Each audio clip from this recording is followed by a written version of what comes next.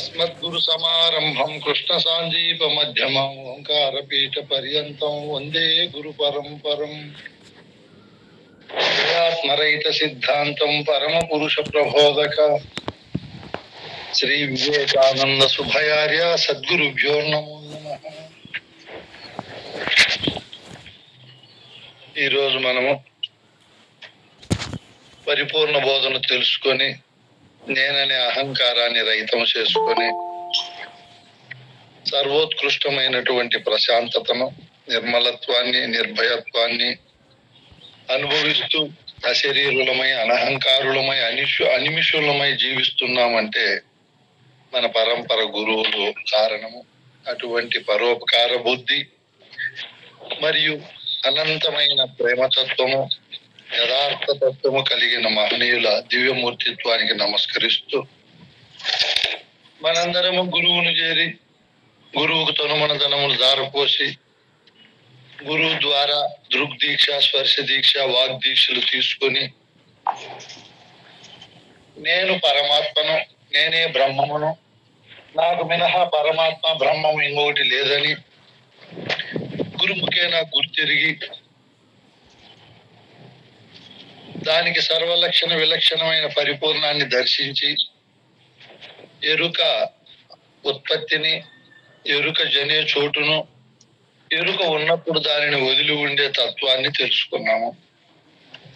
ఈ క్రమంలో తెలుసుకున్న దాన్ని బలీయము చేసుకొని దృఢత్వం పొందుకోవడానికి ప్రతిరోజు మనం ఈ బోధన విచారిస్తూ ముందుకు పోతున్నాము. ఈ క్రమంలో అంశాలను విచారిస్తున్నాం. మనం ఇంతవరకు దాదాపు 9 అంశాలను విచారించి పూర్తి చేసుకున్నాము. ఇప్పుడు 10వ అంశం విచారిస్తున్నాము.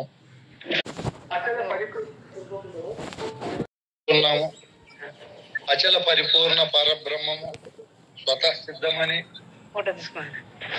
సకల దేశాలలో, సకల కాలాలలో, సమస్త వస్తువుల యందు నిండి నిబిడీకృతంగా ములుగురుచ సందు లేకుండా ఉందని స్వతసిద్ధంగా ఉండే పరిపూర్ణ పరబ్రహ్మమును గురుముఖేన దర్శించాము.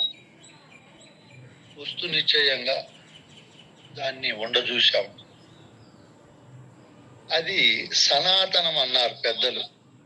ఇప్పుడు కలియుగంలో అన్నారు, దీనికి ముందు ద్వాపర యుగంలో ఉండే పెద్దలు అన్నారు, అంతకు ముందు యుగము త్రేతాయుగంలో ఉండే పెద్దలు అన్నారు, అంతకు ముందు కృతయుగంలో ఉండే పెద్దలు కూడా పరిపూర్ణం సనాతనం అన్నారు. అంటే అది ఎప్పటి నుంచి ఉందో అప్పటి నుంచినే ఉంది, ఫలానా కాలము నుంచి ఉంది అని చెప్పేకి లేదు. అది అపూర్వము, పూర్వానికి కూడా పూర్వం, ఆదికి ఆది, అనాది.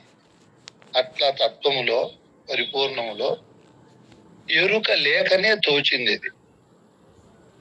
ఈ ఎరుక సనాతనము కాదు, అన్ని కాలాలలో ఉండేది కాదు. ఇది లేకనే ఈ ఎరుక బ్రహ్మము పరిపూర్ణములో తోచి అండపిండ బ్రహ్మాండాలను సృజించుకొని వాటితో మమేకమై తన స్వరూపాన్ని మరిచిపోయి తన కనపడే స్థానములో ఉండే శరీర ప్రపంచము సత్యమని, నిత్యమని దానికోసం పరువులు పెట్టి తాను కాని తత్వములో తాను బంధింపబడి ఉంది. ఇట్లా అనంతకాలము తాను కాని తత్వమైన దేహ ప్రపంచాలను విచారిస్తూ, అనుభవిస్తూ, అందులో మమేకమై ఎడతెరిపి లేని పోరాటము చేసి తరువాత అందులో ఉండే సుఖ దుఃఖాలు, కష్ట నష్టాలు, మానవమానాలు, జయాపజయాలు బాగా అనుభవించినది కాబట్టి వీటిని తప్పించుకునే మార్గము లేదా అని ఆలోచన చేసి వీటిని తప్పించుకొని ఉన్నటువంటి ఆచార్యుడైన సద్గురువు దగ్గరికి వెళ్ళి గురువుకు తనుమన ధనములు దారపోసి ఆ గురువు ద్వారా 3 దీక్షలను తీసుకొని నేను శరీరము కాదు, ప్రపంచము కాదు, అందలి వస్తు నిశ్చయము ఏది వస్తు రూపం నేను కాదు అని నిశ్చయంగా తాను పరమాత్మనని అన్నిటినీ దర్శించేవాడనని, నేనే ద్రష్టనని, నేనే పరమాత్మనని బాగా సందేహరహితంగా తెలుసుకున్నది. తెలుసుకొని చాలా కాలము పరమాత్మ ఆనందాన్ని అనుభవించింది.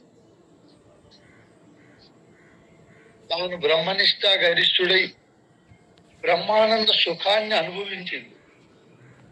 అనుభవించిన కొంతకాలానికి, ముందు దేహ ప్రపంచాలను అనుభవించిన కొంతకాలానికి ఏ విధంగా అవి లోపభూయిష్టంగా, అందలి సారము నిస్సారంగా, అవి అసత్యత్వంగా ఏ విధంగా పరిణామక్రమములో పరిణామము చెందుతున్నాయని గ్రహించి ఆ వాటన్నింటినీ బాగా చూసి అవి శాంతి లేనివని, భ్రమరహితాన్ని కలిగించలేవని ఎట్ట గురువును చేరిందో, ఇప్పుడు ఆ విధంగానే నేను పరమాత్మనని తెలుసుకొని పరమాత్మ ఆనందం అనుభవించి ఒకానొకప్పుడు చింత చేసింది. నేను పరమాత్మనని తెలుసుకున్న తరువాత ముందుండే అవస్థలు ఉన్నాయి, ముందుండే ఆకలి దప్పికలు ఉన్నాయి, ముందు ఉండే శరీర తాదాత్మ్యం అలాగే ఉంది. ప్రపంచంలోనే నేను ఉండగలుగుతున్నాను. ఈ దేహ ప్రపంచాలను వదిలిపెట్టి ఉండలేకుండా ఉన్నాను కదా. అసలు నా కథ ఏమి? పరమాత్మ అయిన నేను మొదట ఎలా ఏర్పడ్డాను?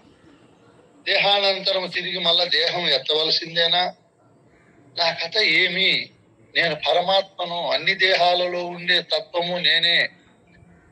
నేనైన నా తత్వము అన్ని దేహాలలో ప్రకాశిస్తూ ఉంది కదా అని భేద దృష్టి నుంచి అభేద దృష్టికి, భిన్నత్వము నుంచి ఏకత్వానికి, మరియు అనేక తత్వాల నుంచి ఏకతత్వ స్వరూపానికి వచ్చి మహా అద్వితీయ స్థానాన్ని పొందిన ఈ పరమాత్మకే సందేహం వచ్చింది. నేను తగిన పేర్లకు తగినట్లు లేను కదా. సంఖ్యలు బంధమే, ఇవివైన సంఖ్యలు బంధమే కదా. బంధాతీతము, బంధరహితము ఎలా అని ఆలోచన చేసి ఇప్పుడు ఈ దీనికి వచ్చినటువంటి పరమాత్మకు వచ్చిన సందేహాన్ని, పరమాత్మకు వచ్చిన సంశయాన్ని, పరమాత్మకు వచ్చినటువంటి ఆలోచనను రహితము చేసుకోవాలి అంటే దాన్ని రహితము చేసుకున్న గురువు దగ్గరికి పోవాలి. దాన్ని రహితము చేసుకున్న గురువే అశరీరుడు, అనహంకారు. అందరికీ శరీర స్వరూపులైన గురువులు దొరుకుతారు, దేశం నిండా ఉండాలి. అశరీర గురువు దొరకాలి అంటే మహా కష్టం. అశరీర గురువు అయితేనే పరమాత్మకు వచ్చిన సందేహాన్ని తీర్చగలుగుతాడు. సాధారణ గురువులు తీర్చలేరు. ఎందుకు తీర్చలేరు? వాళ్ళకి తెలియదు కాబట్టి. దీక్షితులు అనేక మార్లు చెప్తాడు దీక్షితీయములు. అశరీర గురువు, అచల గురువు, శరీర రహిత గురువు, భ్రాంతి రహిత బోధ చేసే గురువు దొరికేది మహా దుర్లభం అంటాడు. శరీర గురువులు భ్రాంతిని ప్రకోపింపజేసి భ్రాంతిని బాగా బలీయము చేసే గురువులే దొరుకుతారు గాని భ్రాంతి రహితము చేసే గురువు మహా దుస్తరము దొరికేది. అటువంటి గురువును బాగా ఎతకాలి, విచారించాలి, ఆయన్ను చేరాలి అని చెప్తారు పెద్దలు. ఎందుకంటే అశరీర గురువైన మహనీయుడే పరమాత్మకు వచ్చిన సందేహాన్ని తీర్చగలుగుతాడు.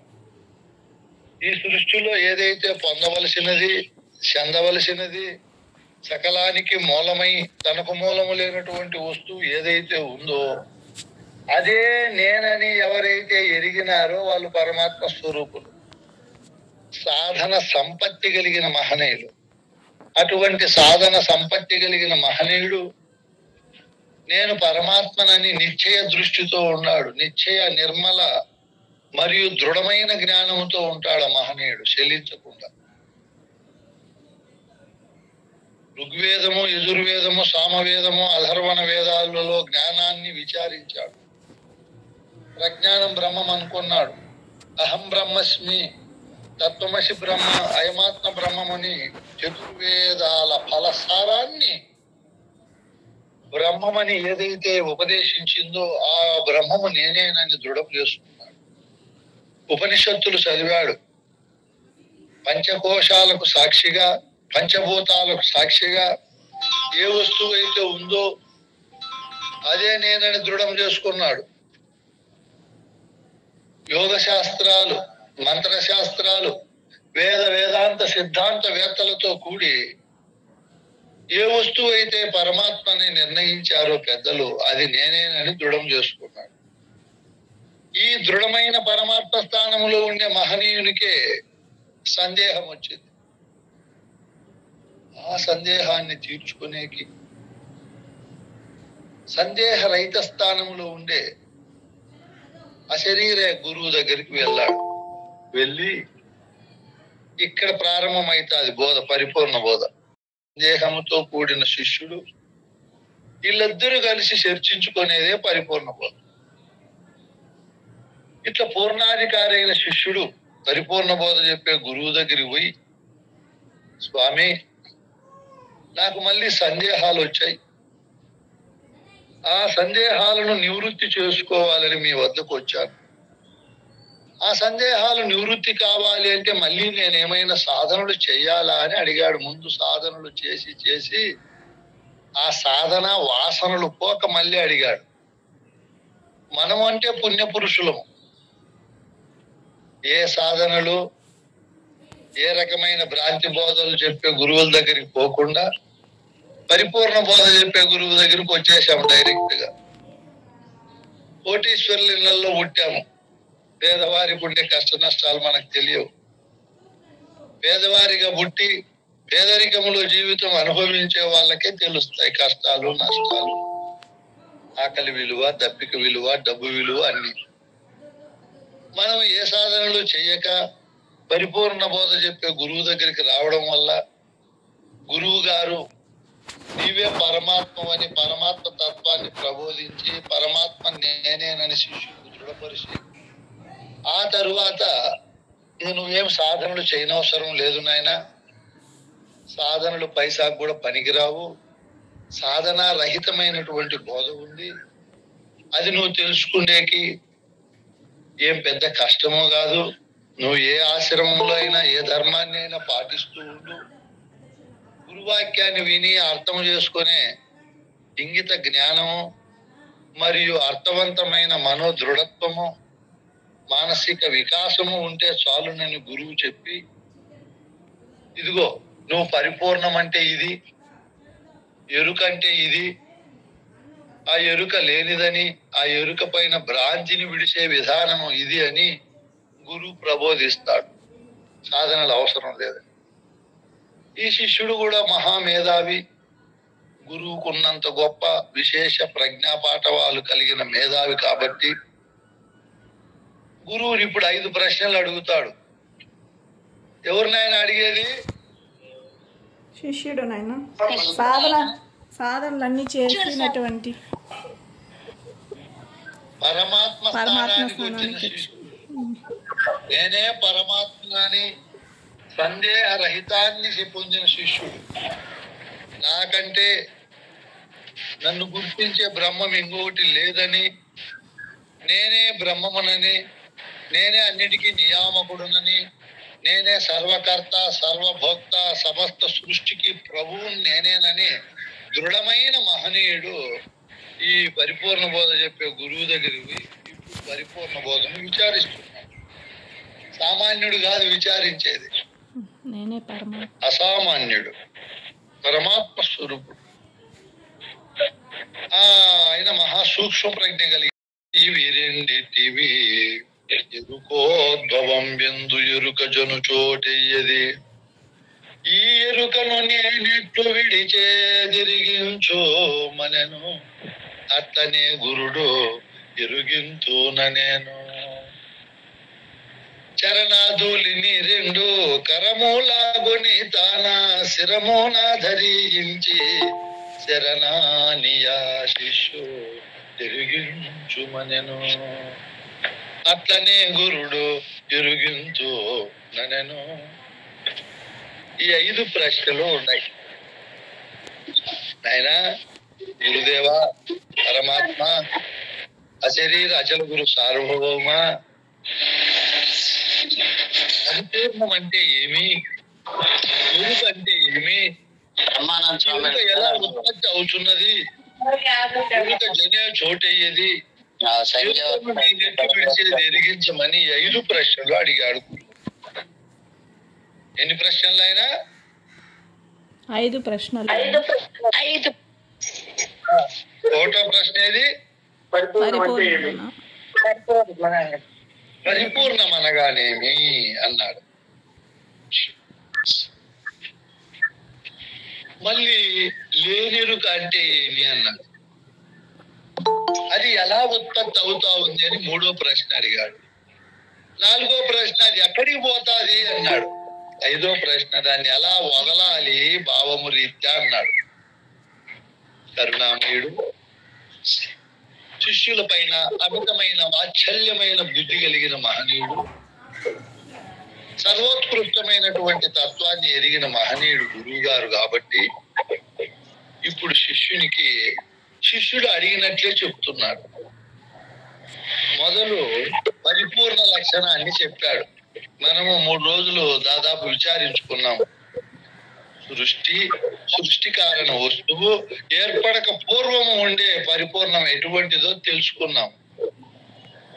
ఇంకా ఆ తరువాత లేని ఎరుక అంటే ఏమో, ఎరుక అంటే ఏమో కొద్దిగా తెలుసుకున్నాము.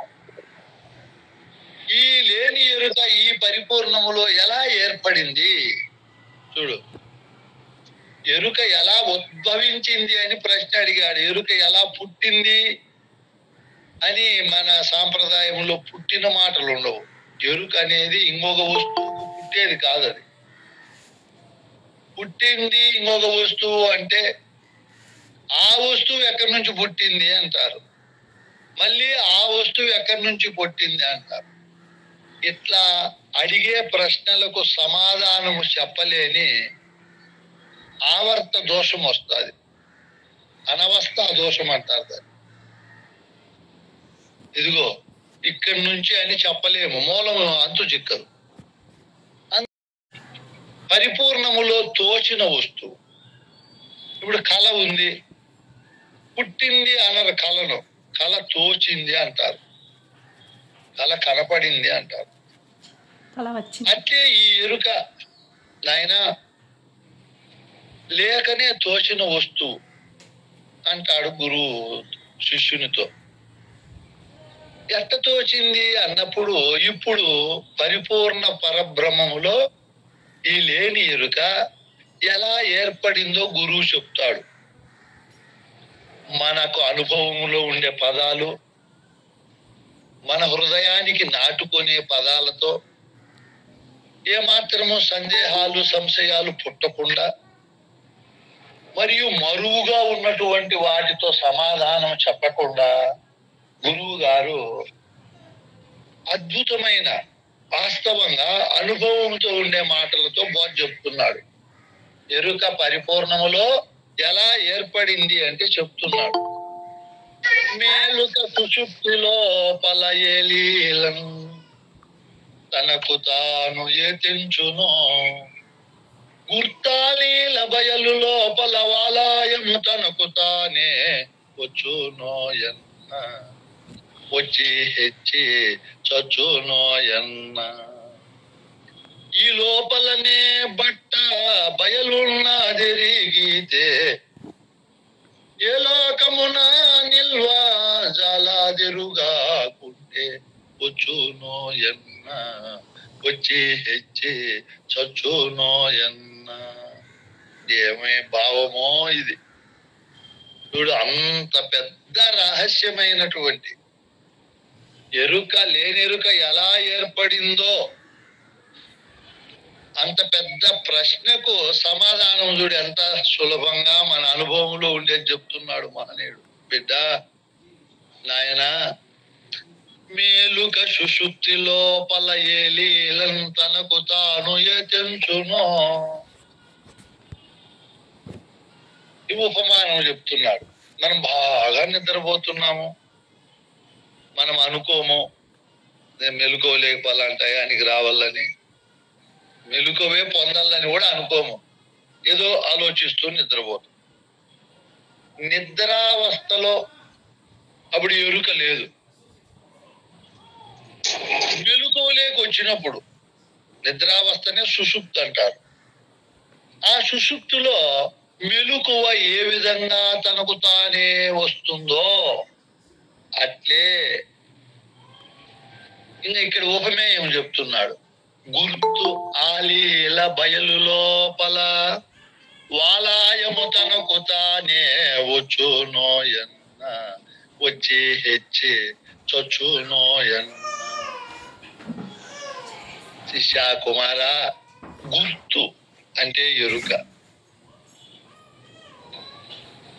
ఈ ఎరుకనే లీల, ఈ ఎరుకనే వస్తువు బయలు లోపల ఆ సుషుప్తిలో మెలకువ వచ్చినట్లు ఈ ఎరుక వాలాయం అంటే ఎరుక సమూహం, ఎరుక అంతా కలిపి తనకు తానే వచ్చునోయన్నా.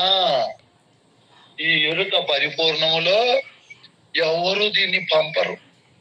ఇది కూడా కోరుకోదు నేను రావాలని, దీనికి కోరిక లేదు, దీన్ని పంపే కర్త లేడు. అది తనకు తానే ఏర్పడింది. దీన్ని పంపే కర్త ఉన్నాడు అన్నామనుకో, ఆయనకి ఎవరు కర్త అని మళ్ళా ప్రశ్న వస్తుంది. అసలు దీనికి కర్త లేడు కాబట్టి మన పెద్దలు లేరు కర్త అన్నాడు. ఇది అన్నిటికీ కర్త, దీనికి కర్త లేదు. ఈ విధంగా అన్నిటికీ కర్త భోక్తై అంత వాలాయము ఏదైతే ఎరుక సమూహంగా ఉందో వచ్చి హెచ్చింది. పరమాణు రూపకంగా తండ్రి నుంచి తల్లి లేకపోయిన ఆ శుక్రకణము అక్కడ అన్నముతో ఫలదీకరణ చెంది అణురూపకంగా మారి ఆ తరువాత చిన్న చిన్నగా 9 నెలల తరువాత పూర్ణ రూపముతో ప్రపంచం వచ్చి హెచ్చింది. చూడు ఎంత 6 అడుగులు ఎత్తు, 90 కేజీల బరువు, ఎన్నో కోణాలలో విజృంభించింది. విజృంభించి అట్లే ఉందా? అట్లే ఉంటే బాగుండేమో, అట్లే ఉండదు. అది హెచ్చి సచ్చునోయన్నా ఒకరోజు ఈ దేహాన్ని ప్రపంచాన్ని వదిలిపెట్టి వెళ్ళిపోతావు. చూడు ఎంత బాగుందో ఉపమేయానికి ఉపమానం. ఇట్లా వచ్చి హెచ్చి సచ్చే లోపలనే ఈ ఎరుక బట్టబయలును ఎరగాలి. అన్నీ ఎరుగుతుంది ఎరుక. తన మతాన్ని, తన కులాన్ని, తన భాషను, తన ప్రాంతాన్ని, తన జాతిని, తన లింగాన్ని, తన భార్యను, తల్లి తండ్రి పిల్లలు, ధనము ధాన్యము, సృష్టిలో సమస్తాన్ని ఎరుగుతుంది. ఇట్లా ఎరిగిండే ఎరుక బయలును ఎరగదు. చూడది బయలును ఎరగని దోషం వల్ల అది మళ్ళీ వస్తుంది సృష్టిలోకి, మళ్ళీ హెచ్చి చచ్చిపోతుంది. మళ్ళీ వస్తుంది, మళ్ళీ హెచ్చి చచ్చిపోతుంది. ఇట్లా వచ్చి హెచ్చి చచ్చిపోయే లోపల అంతటా ఉండే బట్టబయలును గురువును ఆశ్రయించి గురువు ద్వారా ఉపదేశము తీసుకొని దాన్ని ఎరిగిందనుకో, బయలుని ఇది ఎరిగిందనుకో, మళ్ళీ ఏ లోకమునా నిల్వజాలదు. జాగ్రత్త లోకములో ఉండదు, స్వప్నములో ఉండదు, సుషుప్తిలో ఉండదు. ప్రతి అవస్థలో అయినా నేను లేనిదాన్నేనని తన లేమిని తాను గుర్తెరిగి నిల్వజాలదు.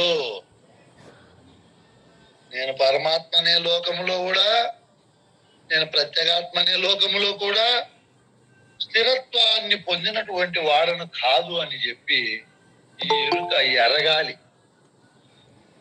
మానవోపాధికి వచ్చి భార్య పిల్లలను సంరక్షిస్తూ కోట్లు డబ్బు సంపాదించి ఎదిగి చనిపోయేది కాదు నాయనా.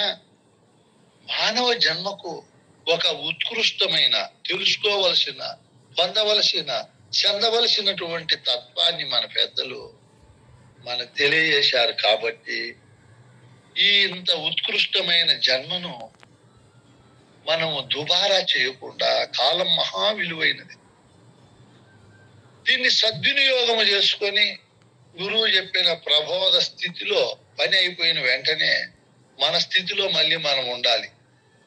తాబేలు ఇంద్రియాలను పనులకు వాడుకుంటుంది, పని అయిపోతానే ముడుచుకుంటుంది. మనము ఫ్యాను, ఫ్రిడ్జ్, టీవీలు, మిక్సీలు, గ్రైండర్లు వాడుకుంటానే మళ్ళీ శుభ్రంగా కడిగి ఎత్తి పెడతాం. 10 కాలాల పాటు మన్నికుంటాయి. వాడేసి ఎట్లంటే అట్లా పడేస్తే మన్నికుండవు. ఇప్పుడు మనకు పరమాత్మ జన్మనిచ్చాడు గురువు. మనకు మినహా పరమాత్మ లేదు. నేను పరమాత్మనని గురువు దగ్గర తెలుసుకున్న తరువాత మనము కూడా ఇంద్రియాలను వాడుకోవాలి. ఎలా అంటే అలా ఖర్చు పెట్టకూడదు. బయట డబ్బు, బంగారు, ధనము, ధాన్యము ఖర్చు పెడితే మళ్ళా సంపాదించుకోవచ్చు, అవి దొరికే వస్తువు. ఈ దేహములో ఉండే వస్తువులు ఎలా అంటే అలా ఖర్చు పెట్టినాం అనుకోవచ్చు. కాబట్టి ఈ వస్తువులను అతి జాగ్రత్తగా వాడుకోవాలి. దేనికి ఉపయోగించాలో దానికే ఉపయోగించాలి.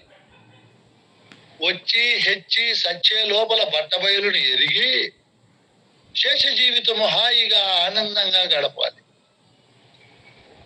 ఈ విధంగా ఎరుక బయలులో తనకు తానుగా ఉత్పత్తి అయింది అని చెప్తూ ఇంకా అద్భుతమైన ఉపమానాలు చెప్తున్నాడు మహానుభావుడు. ఏం చెప్తున్నాడు? బిడ్డ, ఎరుక తనకు తానుగా ఉత్పత్తి అయిందని నేను నా గురు కృప వల్ల నీకు చెప్తున్నాను. ఈ ఎరుక పరిపూర్ణములో ఎలా ఉత్పత్తి అయిందో హరిహర బ్రహ్మాదులకు కూడా తెలియదు. ఎందుకు తెలియదు? పరిపూర్ణ బోధ చెప్పే గురువుకు ఒక్కరికే ఎందుకు తెలుస్తుంది అంటే ఇక్కడ ఒక కన్నార్థం చెప్తున్నాడు. ఎరుకోత్పత్తిని తెలియగా సరసిజ గర్భాదులైన చాలరనిటిచో నరుడెంత వాడు వాడదీరుగుదునన ఒట్టి మాటలివి వింత కాక తప్పదు వానికి కరాకపోక హరమారాలేక సద్గురుమూర్తి హరమారాలేక సద్గురుమూర్తి చరణ పంకరోహద్వయాత్యాన ఎరుగా నినరు మాటలివి వింత కాక తప్పదు వాని కికరాకపోక. ఏం మాటలు చెప్తున్నాడో మహానుభావుడు. ఎరుకోత్పత్తిని తెలియగా సరసిజ గర్భాదులైన చాలరనిటిచో ఎరుక ఎలా ఉత్పత్తి అయిందో ఈ సృష్టిలో సరసిజ గర్భాదులు. సరసిజము అంటే తామర పువ్వు.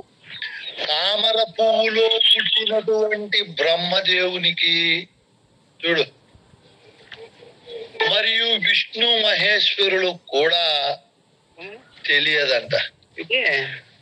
ఏది తెలియదు వాళ్ళకు? ఇది ఎరుక పుట్టేది, ఎరుక ఉత్పత్తి తెలియదు వాళ్ళకు. ఎరుక ఎలా ఏర్పడతా ఉందో పరిపూర్ణంలో వాళ్ళకి తెలియదు. ఎందుకు వాళ్ళకి తెలియదు అంటే వాళ్ళు ఎరుక ఏర్పడిన తరువాత ఏర్పడిన వారు. ఇప్పుడు శ్రీశైల శిఖరము పైభాగము చూసినారా అంటే శిఖరం పైకి పోయిన వాళ్ళకు చూసింటారు, కానీ శిఖరం మధ్యలోనే ఉండి ఆ తరువాత క్రిందికి దిగొచ్చిన వాళ్ళని అడిగితే వాళ్ళు ఎట్లా చూసింటారు? శిఖరం పై భాగము చూడలేదు. పై భాగానికి పోయిన వాళ్ళే చూడగలరు. ఎరుక పుట్టిన తరువాత ఏర్పడిన బ్రహ్మ విష్ణు మహేశ్వరులు ఎరుకోత్పత్తిని తెలియలేరు. గురువు ఎరుక పుట్టిన తరువాత పుట్టినవాడు కాదు. ఎరుక స్వరూపుడై ఎరుక పుట్టినప్పుడే పుట్టినాడు కాబట్టి గురువుకు అది ఎలా ఉత్పత్తి అయిందో తెలుస్తుంది. ఇది రహస్యం చూడండి. ఎరుకోత్పత్తి వారందరికీ తెలియదు, సరసిజ గర్భాదులకు కూడా తెలియదు. అయితే నరుడు నాకు తెలుసు అంటే, మనిషి నాకు తెలుసు అంటే అది వింత మాట నాయన. వాడు నాకు తెలుసు అంటే ఎరుకోత్పత్తి, ఆ మాటలన్నీ వింతగా ఉంటాయి. మళ్ళీ వాడు తిరిగి పుట్టి మళ్ళీ సచ్చి మళ్ళీ పుట్టి మళ్ళీ సచ్చి సావలసిందే. రాకపోకలు ఉంటాయి వానికి. ఇంకా ఎరుకోత్పత్తి దేవతలకు తెలియదు, ఇక్కడ మనిషికి తెలియదు. ఇంకా ఎవరికి తెలుస్తుంది ఎరుకోత్పత్తి? అరమారాలేక సద్గురుమూర్తి చరణ పంకరు హద్వయార్చన ఎరుగా నినరు మాట లివివింత కాక తప్పదు వానికి కరాకపోక. ఎవరికైతే తెలుస్తుంది అంటున్నారు నాయన? సద్గురుమూర్తిని ఎవరైతే చరణ పంకరు హద్వయార్చన. ఇక్కడ సద్గురుమూర్తి చరణములు అంటే ఏమి? పాదములు. పంకజములు అంటే పద్మములు.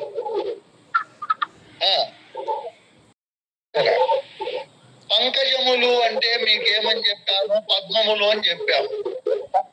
చరణములు అంటే పాదములు. సద్గురుమూర్తి పాద పద్మములనే రెండు, ద్వయములంటే రెండు.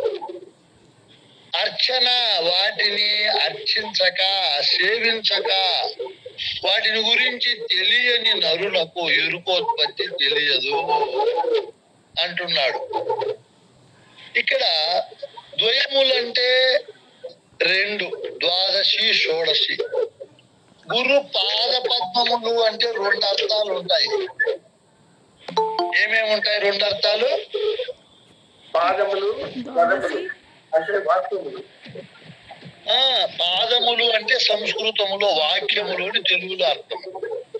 గురు పాదములు, రెండు పాదములు పట్టాలి అంటే రెండు వాక్యములు, ద్వాదశి షోడశి. ఇవి రెండు ఎవరైతే పడతారో వాళ్ళకే తెలుస్తుంది. ఏది? అచలబోధ కాదు, ఎరుకోత్పత్తి. మనం ఎక్కడ ఉన్నామో అవే చెప్పాలి. ఎరుకోత్పత్తి అనేది నరులకు తెలియదు, దేవతలకు తెలియదు అన్నాడు. మరి ఏం దాని అర్థము?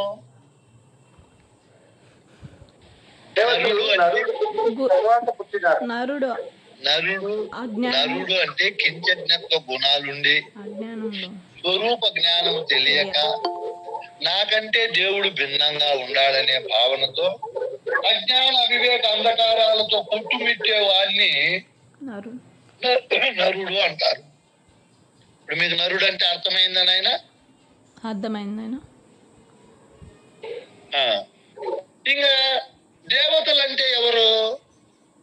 బ్రహ్మ విష్ణు మహేశ్వరులు. పరిపూర్ణ బోధన తెలిసినటువంటి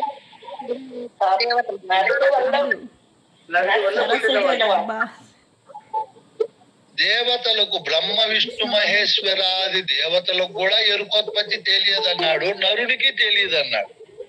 వాళ్ళకే తెలియనప్పుడు నరుడు నాకు తెలుసు అంటే వింత మాటలు అన్నాడు.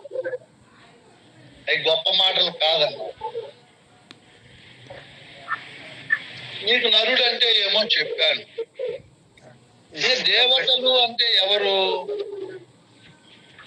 ఈ శాస్త్రాలను, పురాణాలను, ఇతిహాసాలను మరియు ప్రస్థానాత్రయాలన్నింటినీ విచారించి నేనే దేవుడను, నేనే పరమాత్మను, నేనే బ్రహ్మమునని తెలుసుకున్న వాళ్ళు దేవతలు.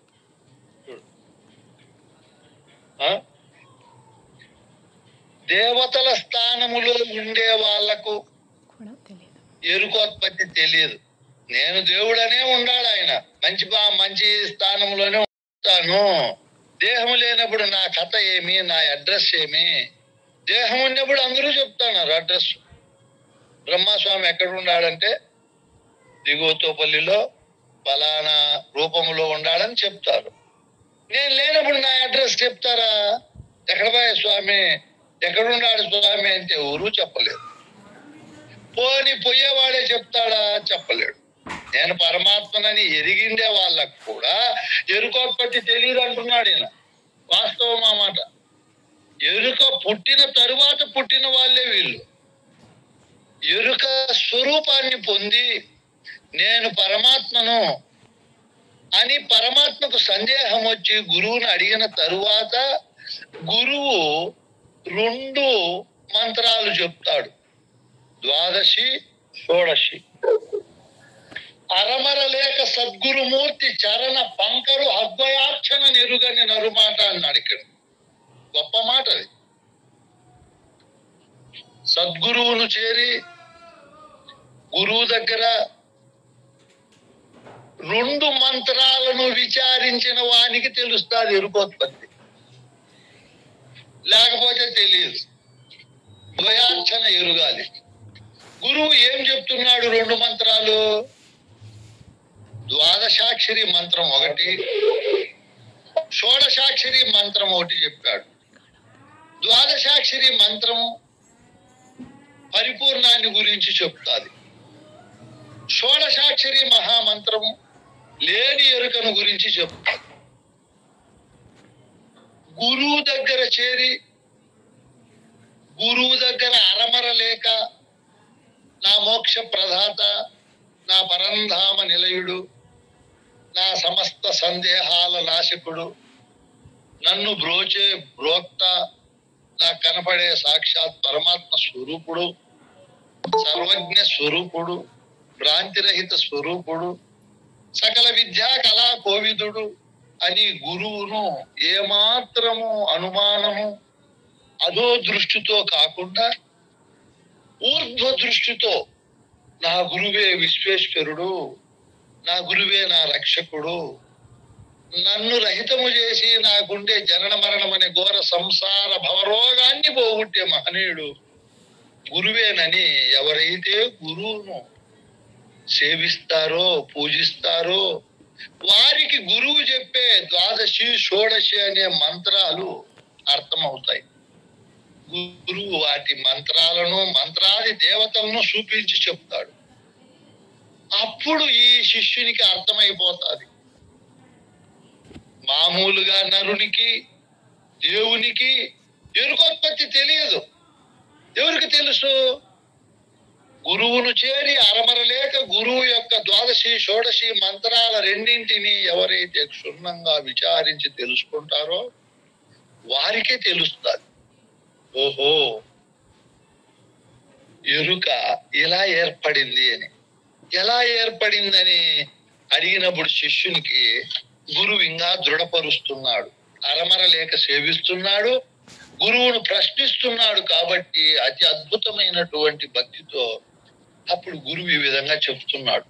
జనించిన నిన తగవినో వంద్యా సూనుని గతి వియదబ్జ విధానంబున యక్షరాజదాని విధమునం రజ్జు సర్పమైన విధమునం స్థానో పురుషో నీచందాన మృగజాల శశ విషానము వలె స్వప్నానందముగా రజదాని విధమునం రజ్జువు సర్పమైన విధమునం.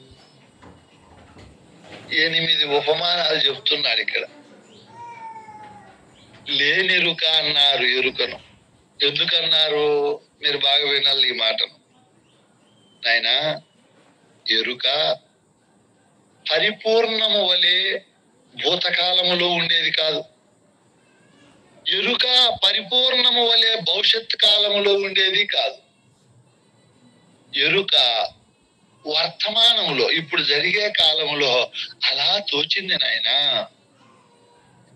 ముందు వెనుకలు లేని ఎరుక ఇప్పుడు విచారణ లేని దోషం వల్ల సనాతనంగా తాను ఉండినట్లు, ఈ ప్రపంచము పాతదైనట్లు భ్రమించి భ్రమరూపములో ఉంది. గురువు దగ్గరికి పోయి ఎవరైతే లేనెరుక పరిపూర్ణం వలె జరిగిపోయిన కాలములో లేదని, జరగబోయే కాలములో ఉండదని, ఇప్పుడు ఒక కళ వలె, ఒక మిథ్యా వలె, ఒక పెనుమాయ వలె వచ్చి తోచిన వస్తువు ఇదని దృఢమైతాదో గురుకృప వల్ల, వాళ్ళకిక్కడ పూర్ణాధికారిని గురువు చేసి 8 ఉపమానాలు చెప్తున్నాడు. ఎట్లా ఇది పరిపూర్ణంలో ఏర్పడింది అని నువ్వు అడుగుతావేమోనైనా, ఇదిగో కొన్ని ఉపమానాలు చెప్తా చూడు సూటిగా. లేనెరుక బయలు లోపల తానెట్లు జనించిన నినా ఎట్లా ఏర్పడిందంటే, విను బాగా విన్నాయన. వంద్యా సూనుని గతి. వంద్య అంటే గొడ్రాలు. పెళ్ళయింది పాపము, 10 ఏళ్ళు 20 ఏళ్ళు అయింది, భర్త ఉన్నాడు, ఇద్దరు సంసారం చేస్తున్నారు. అయితే బిడ్డలు పొట్ల, ఒక బిడ్డని ఎక్కడో దత్తత తీసుకొని వచ్చి సాగుకుంటున్నారు. ఆ గొడ్రాలు బిడ్డ అన్నారు వాళ్ళకు. ఆ పిల్లోడు ఎవరు అంటే, బాగున్నాడు చూడండి ఆయన ముచ్చటగా, ఎవరు పిల్లోడు అన్నారు. గొడ్రాలు బిడ్డ అన్నారు ఆ ఊరోళ్ళు. అంటే గొడ్రాలు అంటే బిడ్డలు లేని తల్లి అని అర్థం. బిడ్డలు లేని తల్లికి ఈ కొడుకు ఎక్కడి నుంచి వచ్చాడు? వాళ్ళకి సంబంధం లేకుండా వచ్చాడు కాబట్టి ఆ పేరు పెట్టారు. అట్లే పరిపూర్ణం గొడ్రాలు వంటిది. గొడ్రాలు వంటిది పరిపూర్ణం. పరిపూర్ణానికి సంబంధం లేదు.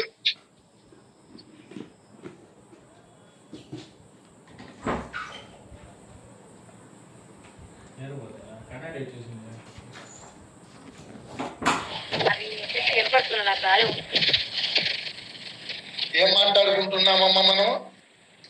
పరిపూర్ణానికి ఎరుకకు సంబంధం లేదు. గొడ్రాల బిడ్డ ఎట్లా? గొడ్రాలు బిడ్డ పరిపూర్ణానికి సంబంధం లేదు అని మాట్లాడుతున్నారు. ఆ తల్లిదండ్రులకి ఏ విధంగా గొడ్రాలు వంటిదే అన్నారు. ఆ బిడ్డ తల్లిదండ్రులకు ఏ విధంగా అయితే సంబంధం లేకుండా ఉందో, ఎరుక పరిపూర్ణ కూడా అలాగనే సంబంధం ఉంది. పేరేమో ఉంది ఎరుకకు, ఇది పరిపూర్ణానికి సంబంధం లేకుండా ఆ గొడ్రాలు బిడ్డ తినలేదు.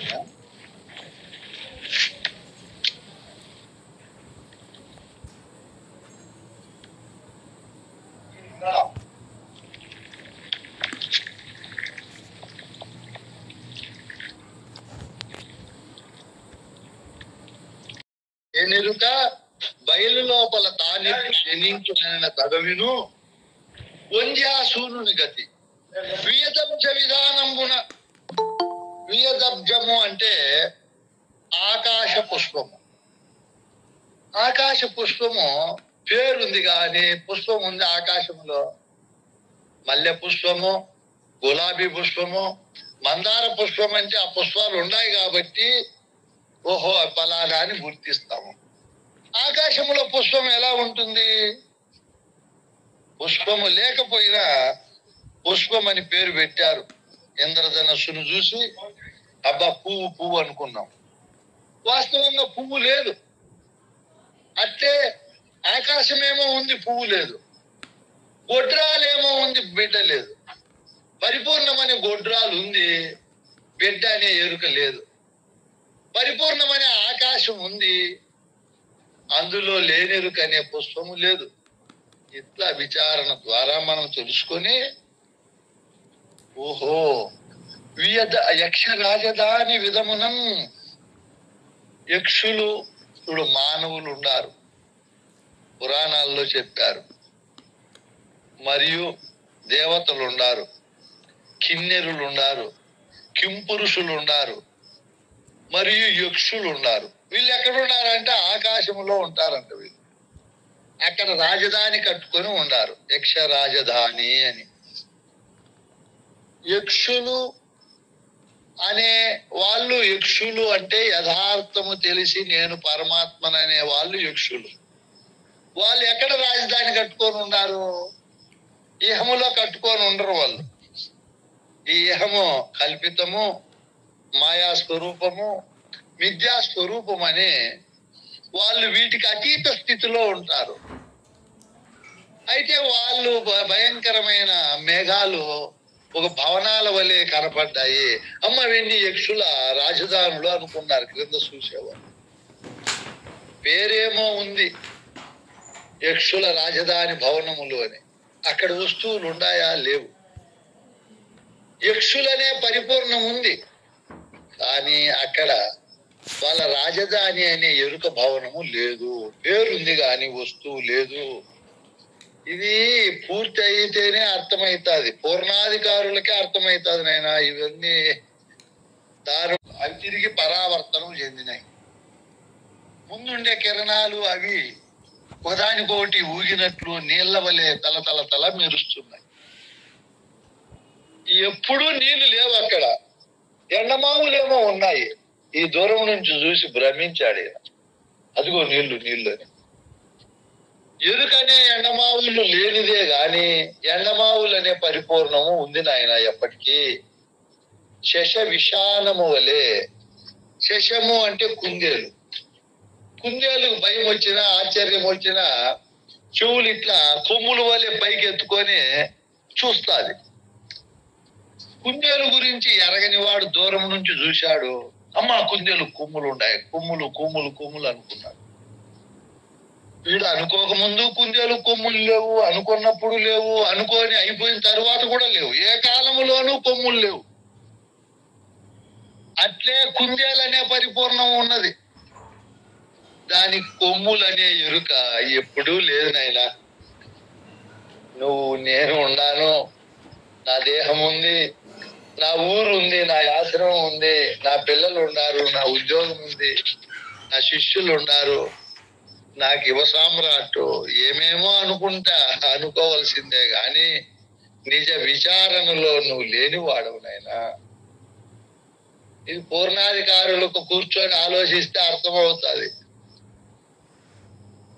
చెప్పాడు భాగవతములో బలిచక్రవర్తి వాళ్ళ గురువుతో, కారే రాజులు రాజ్యములు కలిగిరి, గర్వోన్నతి పొందిరి, వారేరి. మంచి ప్రశ్న అడిగాడు. గురుదేవా, నాది పురూరవ రాజ్యము, నేను పురుకుచ్చుడను. నాది మిథిలా నగరము, నేను హరిశ్చంద్రుడను. నేను రాముడును, నేను కోసల దేశాధిపతుడును, నేను రఘురాముడు రఘువంశంలో పుట్టిన వాడును. ఇట్లా ఎంతో మంది రాజులు వచ్చారు, రాజ్యాలు పరిపాలించారు. వాళ్ళు రాకపూర్వం వాళ్ళు లేరు, వాళ్ళు పోయిన తర్వాత లేరు. మధ్యలో వచ్చి భ్రమించి కోటలు కట్టి అవి చేసి ఇవి చేసి ఊహించి విశ్రాంతి లేకుండా ఎప్పుడు నిద్రలో కూడా భయాందోళనతో బ్రతికిపోయినారు నాయన. ఇప్పుడు వాళ్ళు ఉన్నారా? చూడండి, వాళ్ళు లేరు. వాళ్ళు పరిపాలించే రాజ్యాలు లేవు, వాళ్ళ భోగభాగ్యాలు లేవు, వాళ్ళ భార్యలు పిల్లలు ధనము ధాన్యము నాది నాది అనిండే ఏది లేదు. ముందు లేరు వాళ్ళు, ముందు వాళ్ళకి సంబంధించినవి లేవు. మధ్యలో వచ్చి నావిని పట్టుకున్నారు. వాళ్ళు పోయిన తర్వాత వాళ్ళు లేరు, అవి లేవు. మధ్యలో అట్లా ఒక మెరుపు వలె, ఉరుము వలె, అది ఒక వడగల్లు వలె తలుక్కున మెరిసిపోయింది ఆ ఎరుక. అట్లే అనంత కాలము నుంచి పరిపూర్ణం ఉంది. ఎన్నేళ్ల నుంచి ఉంది నాయన పరిపూర్ణం అంటే? 1,000,000 సంవత్సరాల నుంచినా, 100 కోట్ల సంవత్సరాల నుంచినా, 1,00,000 కోట్ల సంవత్సరాల నుంచినా, 1,00,00,000 కోట్ల సంవత్సరాల నుంచినా అని అడిగితే గురువు నవ్వి చెప్పలేవు నాయన అన్నాడు. చూడు, గణితం వచ్చిన వాళ్ళకి తెలుసు సంఖ్య అపరిమితము అని. సంఖ్య మానము అపరిమితం, పరిమితం కాదు. అది 1,00,00,000 కాడికి ఆగిపోదు, 1,00,000 కోట్ల కాడికి ఆగిపోదు. ఇంకా ఇంకా ఇంకా ఎంతన్నా చెప్పుకో, నువ్వు అపరిమితం. తమ్ముడు మొన్న ఒకసారి చర్చించుకున్నాం. అన్న, నువ్వు కాలము కూడా అపరిమితం అంటున్నావే ఎట్లా అన్నాడు. మళ్ళీ ఒక అర్ధగంట సేపు ఇలా ఇలా ఇలా అని చెప్తే మళ్ళీ అర్థం చేసుకున్నాడు. అవునన్నాడు. అది ఎప్పటి నుంచినో ఉంది కాలం, ఎవరికి తెలుసు? ఇప్పుడు మనకు 3,000 సంవత్సరాల్లో చరిత్ర ఉంది. ఏదో సూర్యుడు పుట్టి 500 కోట్ల సంవత్సరాలు అంటున్నారు. అంతకుముందు ఇట్లా బ్రహ్మాండాలు ఎన్ని వచ్చిపోయినాయో, ఎంత కాలం అయిందో ఎవరికి తెలుసు నాయన? వెనుక ఎంత జరుగుతుందో ఎవరికి తెలుసు? మధ్యలో మనకి 70 ఏళ్ళు అబ్బా అంటే 100 ఏళ్ళు పెట్టినారు. ఈ 100 ఏళ్ళు ముందు జరిగిపోయింటే కోటాను కోట్ల సంవత్సరాలలో, వెనుక జరిగే కోటాను కోట్ల సంవత్సరాలలో ఎంత నాయన ఇది? కాలములో, అల్పకాలములో నేను నాది మాది నేను అధ్యక్షుని నేను అట్లా వాని ఇట్లా వాని అని విర్రవీగేది ఎందుకునైనా? ఇదిగో బిడ్డ, కుందేలుకు కొమ్ములు లేనట్లు నువ్వు లేనివాడవురా. గొడ్రాలకు నిజంగా కనిపించిన బిడ్డ లేనట్లు నువ్వు లేనివాడవురా. యక్షులకు రాజధానే లేదు నాయనా, ఆకాశ పుష్పమే లేదు నాయనా, తాళ్ళలో పాము లేదు నాయనా, మొద్దులో దొంగవాడు లేడు నాయనా, ఎండమావుల్లో నీళ్లు లేవు నాయనా. ఇవన్నీ అబద్ధమురా. ఒకడు కలగన్నాడంట, పాపము చాలా పేదవాడు, దరిద్రం అనుభవించి ఓ రోజు కలలో దారుంచి పోతా అంటే 1 కోటి రూపాయలు దొరికినట్లు కలగన్నాడు. కోటి దొరుకుతానే ఓ పెద్ద అంగడి పెట్టేశాడు. కోటీశ్వరుల ఇళ్లలో పెళ్లి చేసుకున్నాడు. 2 కొడుకులు పుట్టినారు. వాళ్ళని పెంచి పెద్ద చేస్తాడు. వ్యాపారం 3 పూలు 6 కాయలు కాసింది. అద్భుతమైన కార్లు కొన్నాడు. లాస్ట్ కు ఒక ఫ్లైట్ కూడా కొన్నాడు. ఆ ఫ్లైట్ లో ప్రపంచంలోని అత్యంత సౌందర్య దేశం ఒకటి ఉండాది. ఏదినైనా దేశమో స్విట్జర్లాండ్. స్విట్జర్లాండ్ కు పోవాలని సొంత ఫ్లైట్ వేసుకొని పర్మిషన్ తీసుకొని పోతా సముద్రంలో కూలిపోయింది. అది మన అహ్మదాబాద్ లో ఒక ఫ్లైట్ కూలిపోయినట్టు. ఇప్పుడు ఏమేమి ఉన్నాయి? ఏమేమి లేవు నాయనా? వాడొక్కడే ఉన్నాడు. టోటల్ మొత్తం సముద్రంలో కూలిపోయింది. టక్కన మెల్లుకు వచ్చి లేస్తే భార్య లేదు, పిల్లోళ్ళు లేరు, కూలిపోయిన విమానం లేదు, ఏమీ లేదు. వాడు ఏమేమి ఊహించినాడో ఆ ఊహంతా కల్పనే, అబద్ధమే అదంతా కూడా. ఇప్పుడు గురువు ద్వారా పరిపూర్ణ బోధ విన్నటువంటి వానికి ఈ విధమైన భావము రావాలి. ఏ విధమైన భావము? నేను ఇప్పుడు జరుగుతూ ఉండే నా ఉద్యోగము, నా పిల్లలు, నా శిష్యులు, నా ఆశ్రమము, ఇవన్నీ కూడా కళ వంటివే, సత్యము కాదు, అబద్ధము, నిజ విచారణలో అని చెప్పి ఈ ఎరుక ఉత్పత్తి లేదు, జనే చోటు లేదు, దీని కథే లేదు నాయన అని చెప్పి ఎరుకను గురించి లేనిదానిగా విచారణ చేసి దృఢం చేసుకోవాలి. ఎరుకను నువ్వు అంటావేమో, మళ్ళీ ఇదిగో నేను చెప్తానని ఇంకా దగ్గరగా చెప్తాడు. దాన్ని రేపు మనం విచారించుకుందాము.